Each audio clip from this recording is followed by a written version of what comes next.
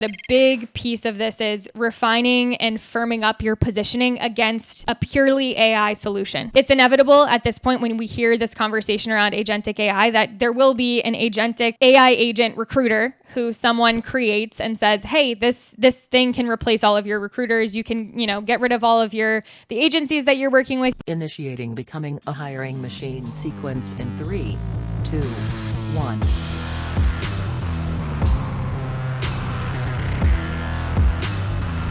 Hey everyone, it's Sam Keenley, and welcome back to Becoming a Hiring Machine. This is the show dedicated to fixing recruitment by going beyond saying what needs to change and instead teaches you how to make that change. Today we've got a great trending topics episode ahead of us, but before we get into that, I just want to tell you a little bit about the show. Essentially, we have shows within the show here. Some days we have interviews with industry thought leaders and others who are shaking up the space, while other days, like today, we cover trending topics. Stop by every Tuesday for a Tactical Tuesday episode where we go deep on how to do something that's going to help you drive better results in your day-to-day. Some days we open up for Q&A, and occasionally you get a mic drop episode from Matt where he shares something that he's been thinking about within the recruitment space and wants you to know. Now, as a reminder, if you like the content that we share here on the show, make sure that you subscribe for more. All right, today's trending topic, Agentic AI. You've probably seen, heard, or read these words somewhere in the past few weeks as the latest talk of the town.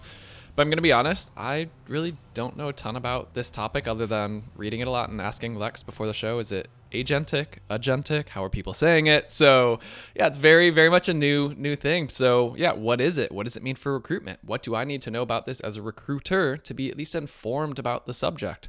So lucky for you, we do have your favorite trending topics co-host Lex here to unpack this one with us. Lex, welcome. Hey, happy to be here. And yes, kind of getting ahead of a conversation that is likely to become a very dominating one in 2025 and beyond. So we figured we would start to deliver some of this information sooner, and we can kind of begin to sift through it together and get our heads on right for the year ahead. Perfect. Okay, so we've knocked out the first burning question, agentic. You did some research before the show. Tell our listeners what you found.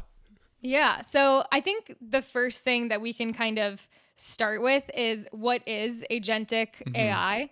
And I think that ultimately this is a conversation that is still being defined in some sense, but the way that we can best think about AI agents are basically autonomous digital workers that were designed for a specific role. So we're all very familiar at this point with the general AI chatbots, generative AI, predictive AI. These are kind of commonplace at this point, at least in the cultural conversation, whether you're using these tools or not. ChatGPT, Gemini, kind of household names at this point. But what's different about AI agents is rather than prompting with a specific question and then the generative AI tool giving you an answer specific to that question, AI agents are able to operate independently of user input. So you give them a task and they complete it completely on their own with minimal human oversight. So you can almost think of them as like a junior level human employee.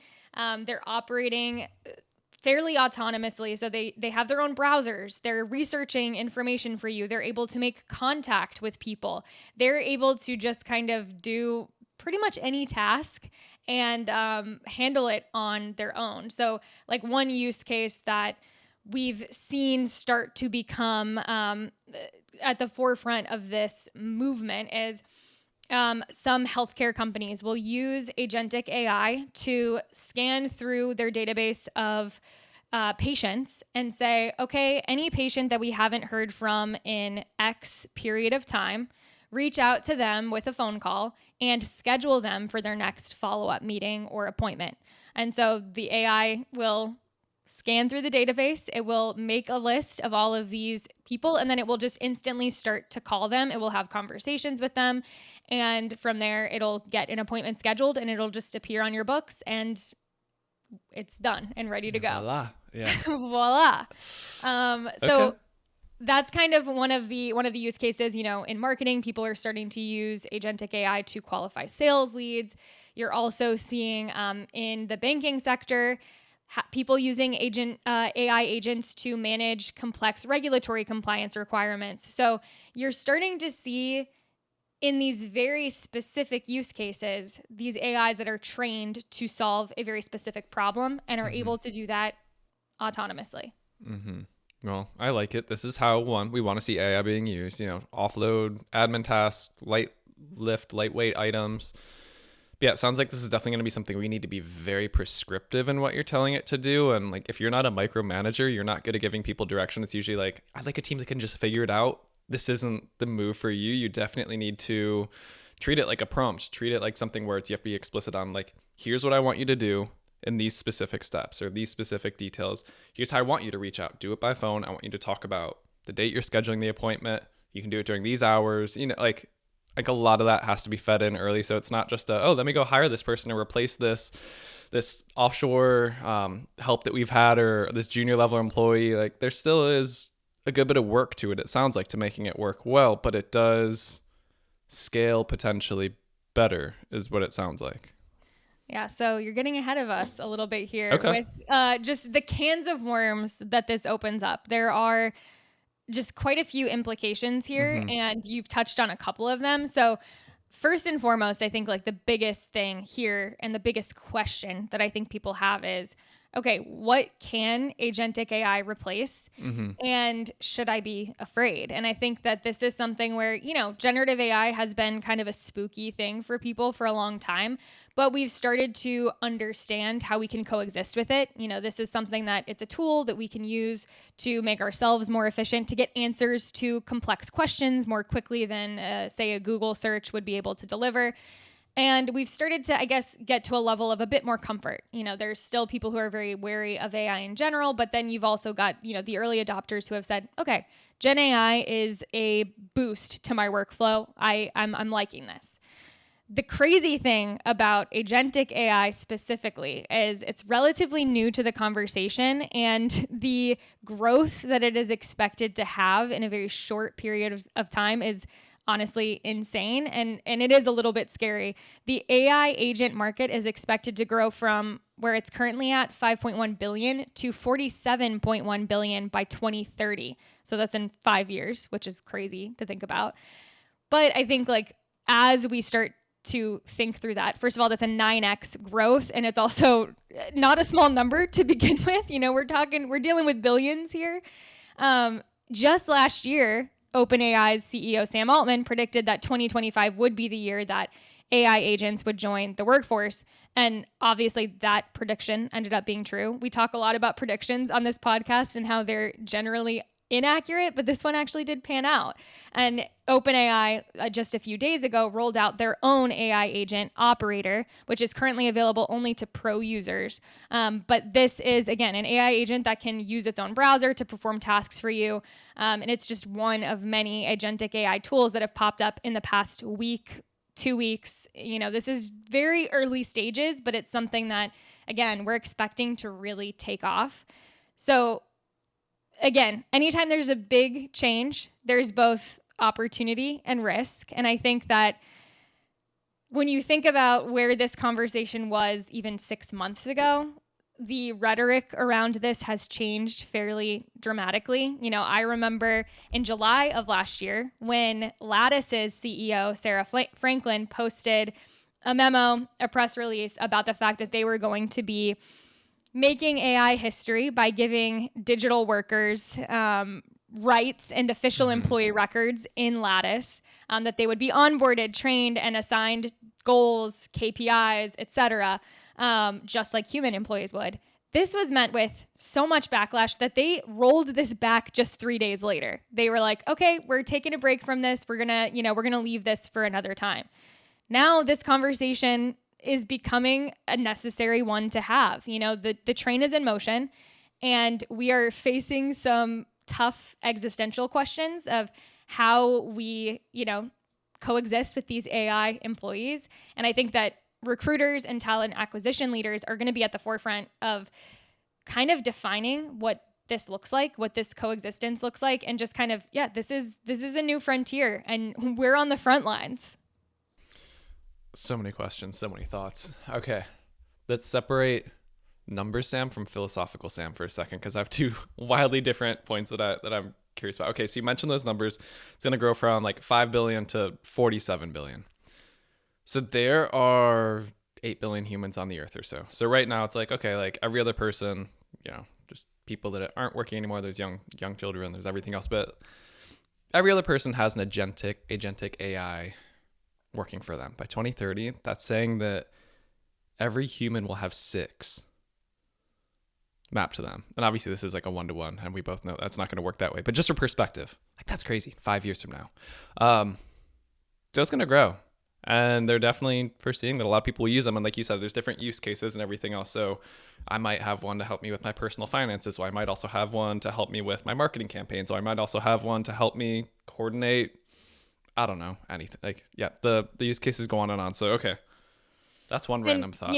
Trained for very specific purposes in its current state. Who knows where this could go? You might have just your personal AI assistant who's managing a ton of different tasks for you that toggle between your work and your personal life. But right now, the biggest use cases that we're seeing are very specific tasks that you are training this model to just execute on again and again and again.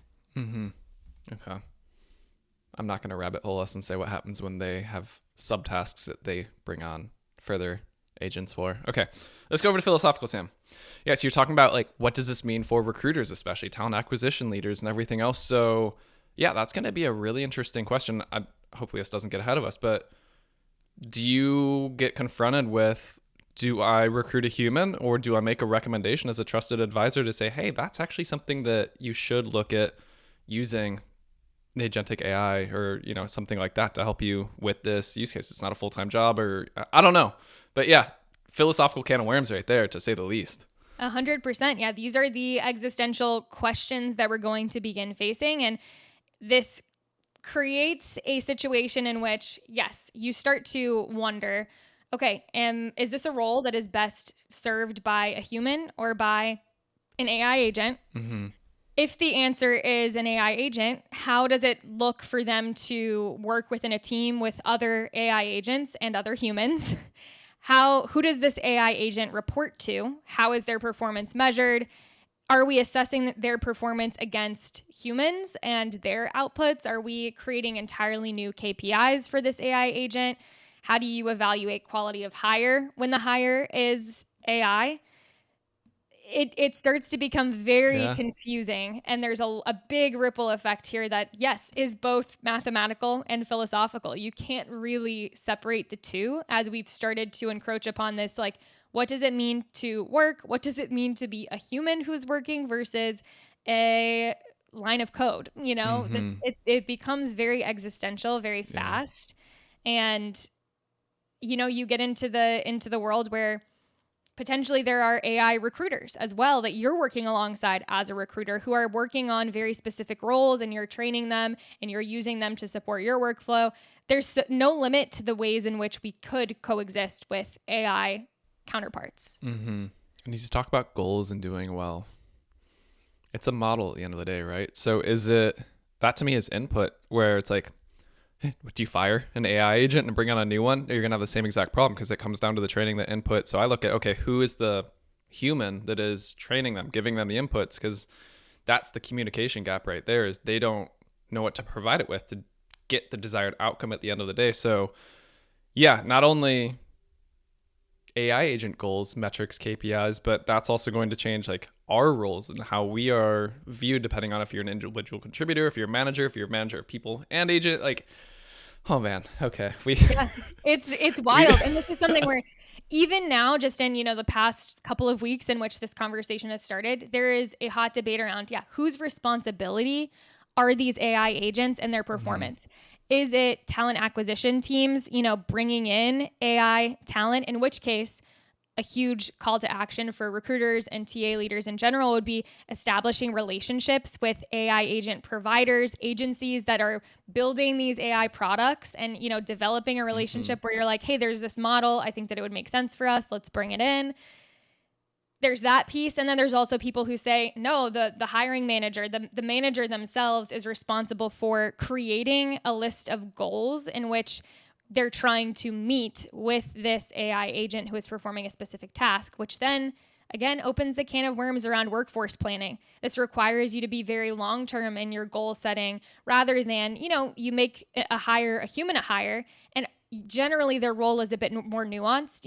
They're going to kind of ebb and flow with priorities as they come and go. They're going to get their hands in a bunch of different things, even if they have a fairly clear-cut job title. In this case, the AI is performing very specific tasks. And so you kind of need to have that long game, long view approach to what do we need this entity to do? What are the goals that we have for them, for this department, and how do we work toward that? So the ripple effect here is enormous and it is complex. It's very, very confusing from both an existential standpoint and a goal setting standpoint. So the practical and the existential are both kind of yeah, I would say so. I know we said it in some different podcasts when we were talking about AI, but this solidifies that this will be a time in like our history books of our children, our grandchildren, our great grandchildren. Like, it's not AI revolution, for lack of a better term. Like, this is very much an inflection point because it's no precedent, like you said. What does this mean for the workforce? What does this mean for intelligence across the board? What does it mean for how jobs are done?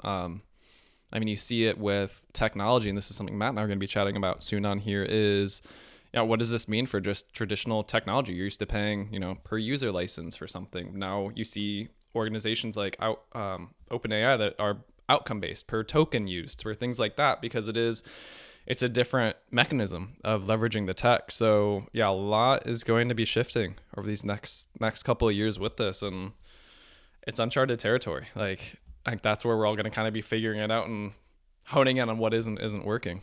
100%. Yeah, there is no precedent here. We are setting it together. We're defining it together now. And I think that my biggest, this is an uncomfortable conversation. It's one that, rightfully so, a lot of people have some sense of just internal agita around, like, what does this mean for me and my job security? The idea of even just, working with digital worker AI colleagues is just weird and bizarre and feels way too futuristic. I think we're all kind of just grappling with that. But I think that the reality is, like we said, the train is in motion. And so rather than kind of dance around this subject, I think it's important for us to start having these hard conversations, really thinking through, how do we integrate? How do we measure? What is the impact here? And how can we kind of position ourselves again in that strategic advisory role through this inevitable workforce shift? This is something that I think if recruiters and talent acquisition leaders can start to really think through being on the cutting edge of this is going to be more on the opportunity side than the risk side. But I think that spectrum does exist. And based on your ability or your interest and your willingness to jump into this and start to kind of understand this brave new world that we're living in, you can fall on either end of that spectrum. And we've been having this same conversation in different words for a long time now. Matt has talked on other podcast episodes around, like, spray and pray recruiters. You guys are going to be replaced. There has been this dichotomy forming and this gap that's widening in terms of, are you maintaining the status quo or are you moving forward and progressing as the market, the industry, the world does? And so I think that this is just the next iteration of that. It's a really big one. It sounds really scary, but a lot of things have sounded scary that have happened in the past too. So I think that this, again, is more of a call to action and a call to interest than anything else. And there are some opportunities here if you're willing to kind of start diving into all of this. Okay. So as recruiters, what do we think? Like, what do they need to know? What are we recommending? How should they be thinking about this? Yeah. The philosophical moment. Philosophical moment. My advice as I'm thinking through this is, again, both practical and philosophical. But I think the first step is for you to, we talk about this quite often, but just cultivating your own point of view and making sure that it's strong and that you can stress test it. I think that a big piece of this is refining and firming up your positioning against a purely AI solution. So it's inevitable at this point when we hear this conversation around agentic AI that there will be an agentic AI agent recruiter who someone creates and says, hey, this thing can replace all of your recruiters. You can, get rid of all of the agencies that you're working with. You can get rid of your in-house recruiters, whatever. Use this thing, Recruitly instead, whatever you want to call it. There is a lot of opportunity here for you to get ahead of that and start defining, okay, how do I position myself against a tool that is purely AI? And that's pretty easy to do. You likely have a ton of experience. You likely have a ton of just strategic advisory that you can contribute. You've got a lot of thoughts, ideas, experience that you can bring to the table. And at the end of the day, in 2025, people still want to work with humans. They don't want to work with just an AI tool. They want to have conversations that drive things forward. So you can really leverage that. And I think that it's time to start really thinking about that positioning. Hey, this tool is way cheaper than you. Why should I pay more to have a human advising me in this way? You need to build your business case around that. Yeah. And as we're talking about, the Frankenstack, the talent intelligence platform is replacing, these AI agents are very specific use cases. So it's not just you're replacing me with one agent. It's going to be source, get information, reach out to the people, develop the relationships of the entire CRM database, like staying in like that. You're going to be juggling at least 10, I'd have to imagine, if not more, AI agents over the course of that. So who's going to be managing that? Is that going to be you? I mean, you're already saying you don't want to talk to me as it is. When I pass candidates over your way that you don't have time. Like, this isn't going to just fall into the abyss. So yeah, that's another thing that they have to think about. And like your position in itself, like you are your own talent intelligence platform in essence, with all the knowledge and experience, like you said, that they have. Totally. And I think, how are those AI agents going to communicate with each other? How are they going to, integrate with each other? These are questions that are still being figured out. So again, using that kind of human advantage while also incorporating AI into your workflow where it makes sense. We talk about this a lot. There are very, very strategic ways to make your entire process more efficient and more human by leveraging AI. Using, AI to send out messages when, you've decided to move forward with other candidates and, leave some behind. These are moments where a candidate might have gotten ghosted in the past, but now you can create an automatic outreach campaign that says, hey, once we move to a certain stage, notify anyone else that didn't make the cut, that they didn't make the cut.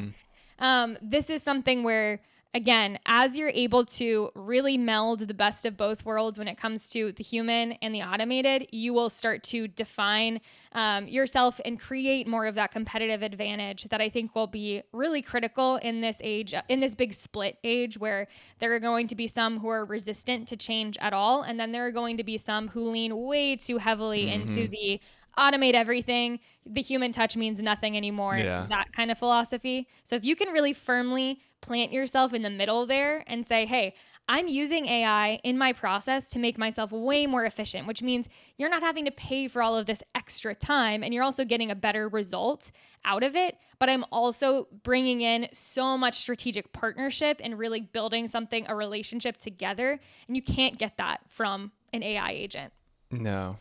And I know we've talked before about, will the rise of AI in recruitment eliminate bias? And we kind of came around to like, well, no, because it is human informed at the end of the day. But with these agents, I'll be very intrigued. One of the biggest things that candidates always say is they get the rejection notes and they don't understand why. It's what skills did I not have? What experience? What was different? Usually you just get some canned message like, we've moved on with another candidate, wishing you the best.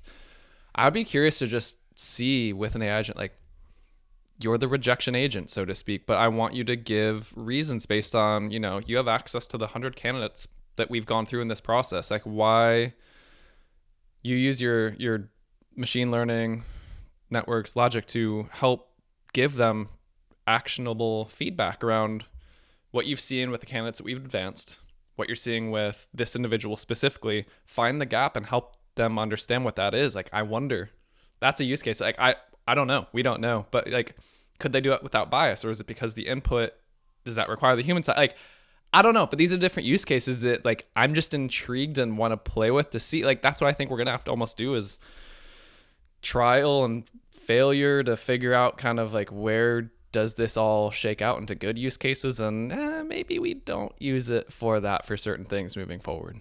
Totally. Yeah, no, I think that's my final piece of advice would just be around like really starting to do your research in terms of, okay, what are the realities of these AI agents? Are you working in an industry with clients who are hiring roles that could be not necessarily replacing all of their staff with AI agents, but that could be incorporating them into their workflow at some point? If so, becoming a strategic partner to them in the sense of they're hearing a lot about agentic AI, but they don't know what to think about it. They don't know, could it work for me? This is an area where you can begin to advise them on, hey, these are some places in your workflow where I think this could make sense. These are some roles that I would definitely not even think about replacing with an AI agent, at least not at this stage. These are some ways in which I think that this workflow structure could work, where you nestle this agentic AI underneath this role or that role. You can start to build, again, cultivate that POV that you can then share, that becomes part of your offering to a client, and answering these tough kind of dicey questions for them and helping them plan for all of these changes that are to come. So I think that, again, if you as a recruiter, as a talent advisor, are able to start really diving into this head first, that becomes your competitive advantage. That becomes part of your value prop that you're bringing to potential clients and saying, hey, let me help you make sense of this. It's confusing. It's murky. It's complicated. This is not an easy thing to navigate. They need help, and you can offer them that. Mm-hmm. And just getting ahead of that, being informed on this also shows that you are at the front line of the profession. Like, this is another reason why organizations should go to you and view you as a partner. Like, you're not just sticking your head in the sand about this thing. Like, I don't know, that's not for me. I'm just kind of leaving it over here. Like, well, we want an opinion. We don't know. This has to do with resource management and repercussions of that. So yeah, getting ahead of that, to your point, I think is something that at least be informed on it. You don't have to have a strong point of view, but just understand what's going on with this. So as it does come up in different conversations, you're not completely in the dark on it. 100%. And even if your point of view ends up being, hey, I just don't think that there is a valuable or fair or right use case for AI agents with the clients that I'm working with, or whatever it may be, I don't mind what your point of view is. I just think you should try to develop it. And I think that that will help you. Again, we talk about finding your niche and kind of carving that out all the time. There are 1,000,001 ways to do that, but you have to be informed. You have to do your research. And I think that my biggest ask would be, hey, don't avoid this topic just because it's uncomfortable. I get that it is uncomfortable. I feel that too. But I think it's important to educate yourself. It's important to really understand, okay, why does this make me uncomfortable? And what can I do to kind of navigate that? And then what can I do to really wrap my head around this and to start to understand this a little bit better? And how can I kind of coexist with it? So my biggest ask would be, do your research, listen to this, start to dive into some more resources that are starting to talk about this. You could even ask ChatGPT, what do I need to know about agentic AI, if you want to be meta about it. But go from there. Let's get a conversation going. Let's start to think through like the ripple effect here and how you can start to kind of anticipate some of the challenges that may arise here and get ahead of them. Yeah. Philosophical one here today. I know. I'm sure it's crazy how philosophical everything is getting. Like, you almost can't help but be philosophical anymore because it's just the age we live in. Mm-hmm. We're getting with it. So, well, a lot to think about with this one. I hope people didn't come to this thinking that they were going to have an episode that they could just kind of like have on in the background while they're casually making dinner. And now they're sitting there thinking existential questions about their life. What does it mean to be human? What does it mean to be a robot? I don't know. Don't forget to stir your sauce. Yes. Yeah. Well, this was a fun one. I can't wait to hopefully hear some questions from this or hear use cases, how people have used it well, how people have used it, and they're just like, whew, that was surprising. So let us know. Like, definitely curious to catch some of that. My husband is currently attempting to use it to renovate our kitchen. So I'll report back with updates on how his AI agent is doing at sourcing us some cabinets. Perfect. Well, stay tuned. Well, thank you as always, Lex, for pulling conversations that stretch us, that really have us thinking. So this was a good one. And yeah, as we wrap, Becoming a Hiring Machine is a production of Loxo. If you like this episode, but you're not sure where to go next, we do have a link to a similar one, and you can find that in the show notes in the description of your favorite podcast streaming platform, as well as on our website. Full video episodes are available on YouTube. If you have questions, send them our way, podcast@loxo.co. And lastly, if you did enjoy this episode, please make sure to leave us a quick rating in your podcast streaming platform. It only takes 3 seconds, but it's going to help other recruiters like you to find us. So, all right, everyone, that's a show. That was a philosophical topics episode with Lex. Until next time, bye, y'all.